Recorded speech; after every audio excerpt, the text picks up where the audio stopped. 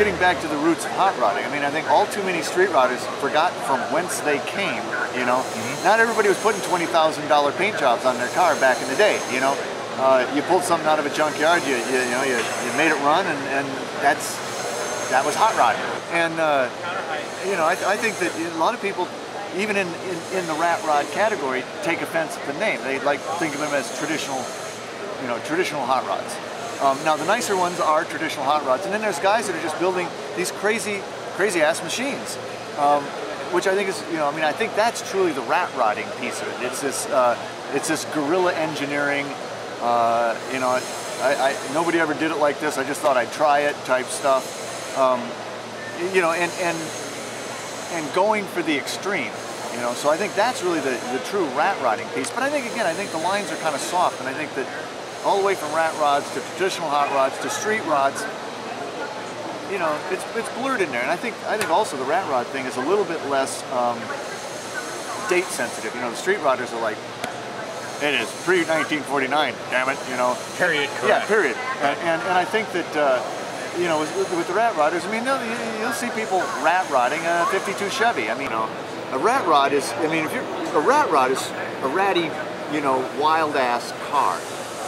And I don't know who started that craze. I think that was started, you know, back when they invented metal. Which would be? A while ago. Yeah, it was a while back.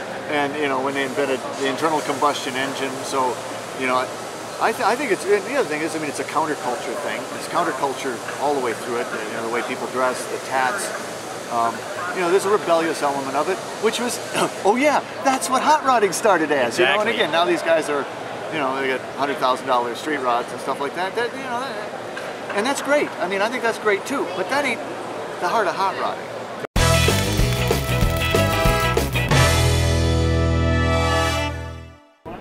Okay, Steve, tell us about this ultimate rat rod. Well, the ultimate rat rod is a configuration of a lot of different things that I just kind of put together. Basically I don't know, I want to set a land record with it, maybe this year. Drag race it into the 10-second area. I got it pretty close. I'm 11-1 with a 750 horse motor. This one should be up around 1,000 horse, so we should be able to get in that really easy this year.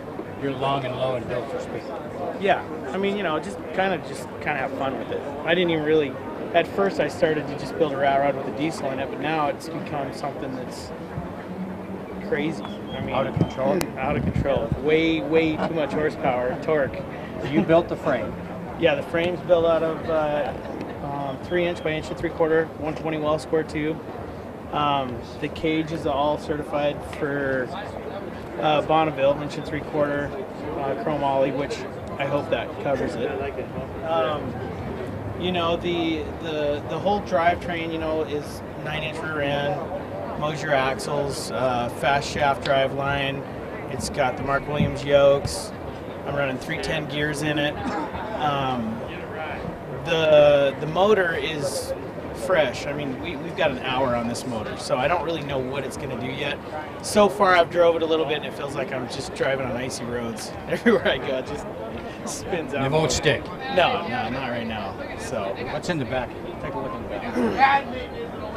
Oh, what is this? This was just a brain fart in the shop. I needed some of the hacking was an accident. I needed some more car gear. I was sitting on the bench, and the guys were drinking beer, and I was watching them drink beer. And so I went over with the drill bit, drilled a hole in it, and got a sawzall out and just started cutting a bunch of stuff. And they were like, "What are you doing?" And anyway, this is why we're here. Yeah, this is just crazy stuff. And down here, the pistons are out of a D9 cat. This is very intriguing. Yeah, this is my starter. It actually spins it over and fires the car up. As far as the front of this car goes, I mean, we're all new into the motor. The motor's just real fresh, and gonna try to see what it does this year. What is that? Well, it was a 5.9 Cummins. I'm not sure what it is now. It's kind of morphed into something else. How many horsepower? This motor should be pushing right at about 1,000 horse, and probably, you know, close to 2,000 foot-pounds of torque. So it's pretty nasty and way scary. I mean, I don't know, you know, those people out there that have you know, I grew up driving blown Chevy trucks and, you know, gas motors, and then you can't even imagine the feeling of the torque. It's unreal. Body's a 28 Dodge Brothers. I found this in a lady's yard up in Montana. We drug it up out of her yard. It had a frame and fenders on it, but it was really neat because somebody had already shot it all up. And bullet holes are the mark of a true wreck. That's right. I mean, there is so many neat different angles on this car, like all the dents and the dings and shit. I wish I knew the 80 years of history in this car, and it's scabbed together with all kinds of neat shit. The door panels are screens that come out of a mine. I'm not sure what they were for, shakers, or they shake the stuff, whatever. But I got those out of a salvage yard.